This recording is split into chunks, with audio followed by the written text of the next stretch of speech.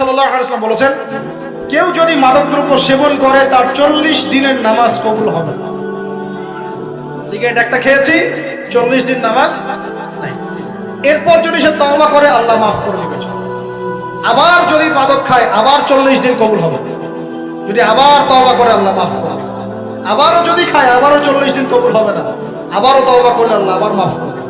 চতুর্থবার সে যদি মাদক খায়, আল্লাহ রাসূল সাল্লাল্লাহু আলাইহি ওয়াসাল্লাম বলেন, আল্লাহ পাক কিয়ামতের মাঠে তাকে তিনাতুল খাবাল পান করাবেন। কি পান করাবেন? তিনাতুল খাবাল। সাহাবীরা বললেন, ইয়া রাসূলুল্লাহ, এটা কি তিনাতুল খাবাল? কি? নবী সাল্লাল্লাহু আলাইহি ওয়াসাল্লাম বলেন, এটা হচ্ছে জাহান্নামীদেরকে আযাব দেওয়ার পর তাদের রক্ত মাংসের যে পুঁজ বের হবে, এই যে ড্রিঙ্কস, জাহান্নামের হার্ড ড্রিঙ্কস, এই ড্রিঙ্কস এর নাম হলো তিনাতুল খাবাল। আল্লাহ পাক আমাদের সবাইকে মাদক থেকে বাঁচিয়ে রাখুন। হতাশা মাদক দিয়ে দূর হয় না। হতাশা দূর হবে, বলে দিব, 3টা জিনিস, মাত্র 3টা। কয়টা ভাই? 1, 5 ওয়াক্ত নামাজ। এক কি? নামাজে আপনি ওযু করে সিজদা দেন, ইনশাআল্লাহ আপনার মনে প্রশান্তি না আসলে আমাকে এসে বলেন যে আসলে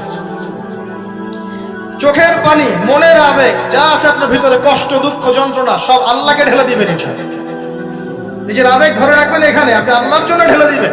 মানুষকে আবেগ দেখা কি না? মানুষ আপনার চোখের পানির মর্ম বুঝবে? মানুষ কি মানুষের চোখের পানির মর্ম বুঝে?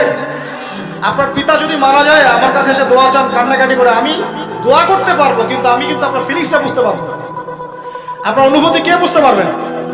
আল্লাহ পাক আপনার ঘাড়ের রগের চেয়ে কাছে আছে। সুবহান, আল্লাহ পাক ঘাড়ের রগের চেয়ে কাছে আছে।